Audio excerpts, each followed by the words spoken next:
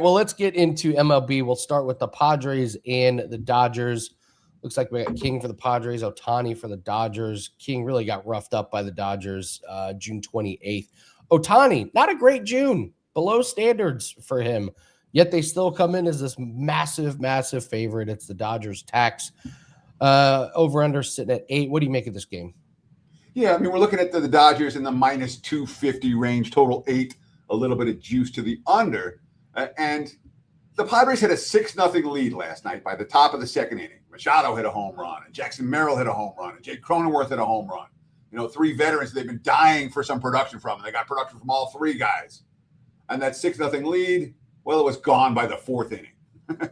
They lost 12-7, Dodgers, and over with the Dodgers' biggest comeback win since 2022. And now LA, you know, they're 26 games above 500, 57-31. They took 2 out of 3 from the Padres in San Diego last weekend. Dodgers, the arrow's pointed up right now. The Padres, the arrow's pointed down, and it's pointed down in a big way. They've lost 6 straight games, and they lost contact in several of those games. That 23-3 loss at Wrigley on Wednesday. And after that loss, there were some quotes. I had the Dodgers and over on my short list today. I didn't play either one. Instead, I got a blown save from Chicago, which was a whole lot of fun.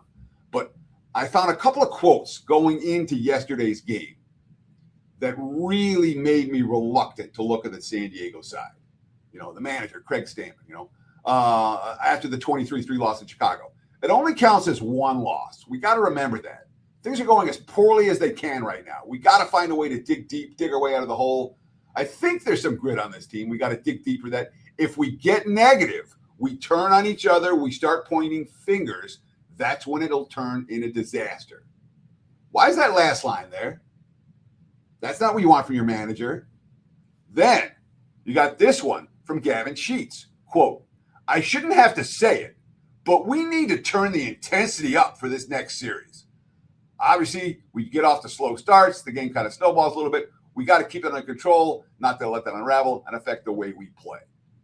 When your veterans are saying, hey, we need to build up the intensity for a series against the first-place team in your division in July, those are not bet on quotes for San Diego. Not even a little bit. Now, the concern here, you mentioned it, Andy, in your introduction, was the Ohtani.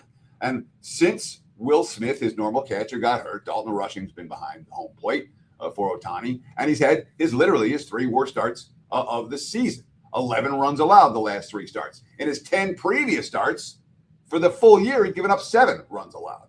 Clearly, there are issues. That being said, they're still 6-1 in his last 7 starts, and they have an 828 OPS against Michael King in a 124 at-bat sample size. They've seen him, and they hit him. And King, by the way, one of the Padres' erstwhile aces, only 2 quality starts his last 7 trips to the hill. Dodgers smoked him last week. I could only look favorite and over in this ballgame. Dodgers run line. If you don't want to lay and I'm not excited about Dodgers run line. If I'm going to play the Dodgers, I'll lay the price because the Dodgers have so many wins by 1 run this season. That's kind of their MO. Be Dodgers or over in this one. I do not want the underdog. Nope, I can't hear you. Teddy covers, we're going to go over Blue Jays and Mariners, and then I want to get your thoughts on NFL. Yeah, hosting 101. When Dan's not here, I just fall apart. Blue Jays versus Mariners. We got Cease versus Castillo. How do you break this game down? Sure, and again, looking at the Odds Logic live odds screen right now. And guys, get your free trial. oddslogic.com/Teddy. Get your free 7-day access to the Odds Logic live odds screen. And it's a great product. I use it every day, legitimately. I can't function without it. Right now, I'm seeing the Blue Jays minus 125, minus 130 as road favorites. Total 7 juiced to the over. And it's obviously a rematch of last year's ALCS, where the Blue Jays won in 7 games. A thrilling series, a great series in that. And the quotes from John Schneider, the Blue Jays manager, quote, I think it'll be good for us, talking about going back to where they played in the ALCS last year. It brings you back to that heightened sense of awareness and competitiveness. It brings you back to the really, really emotional time last year. It'll be good to be back there. They're a damn good team. We like playing there, and we enjoy the atmosphere there. I think it'll be good for the guys, honestly. And I agree with that assessment for Toronto. Toronto needs things that are going to point them in the right direction. I mean, you know, they've had a rough go of it. for the full season, 5 games under 500. But even 5 games under 500, they just took 2 out of 3 from the Mets. They're only 3.5 games out of the last wild card spot, who Seattle is in right now, by the way. So it's not like the Blue Jays are in any kind of hopeless position right now. They've underachieved. Half the season's over. Still got a full half to play. Seattle certainly in good current form. They just swept the LA Angels, but only a single run yesterday. They were held without a hit for the first half of that ball game. And that's kind of been the case for Seattle of late. The lineup has been very, very spotty. And by spotty, I mean anemic. They set a franchise record of 13 straight games where they scored 3 runs or less. And they finally had a couple of outbursts. And then yesterday, again, just 2 hits with yesterday's 1-0 win. They didn't get a win in that contest. But the offense and the lineup for Seattle is still problematic. Injury is problematic for the Mariners as well. A pair of guys got hurt yesterday. Julio Rodriguez, Victor Robles, both left yesterday's ball game with injury. I'm not sure about their status for today, but when you have a bad lineup and you're losing key guys to injury, that's not usually a good sign. Luis Castillo starting for Seattle tonight. His did have a quality start his last time out at Cleveland, but that's been the exception rather than the rule. He's looked a little bit older this year, and that's his first quality start since beating the Yankees back in March. And, of course, the Guardians can't score. I don't know that I trust Castillo in this matchup against Toronto. Dylan Cease has issues as well.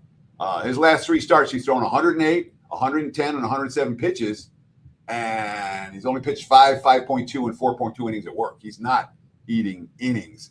Cease's current form is a concern for this better, but still, I can only look at Toronto in this ballgame, and I kind of want to fade Castillo a little bit over, and with Cease's concerns, maybe over 7. But given the Mariners' offensive woes, I'd rather go with Toronto on the side here as road chalk than as Seattle to put up runs in bunches. So lean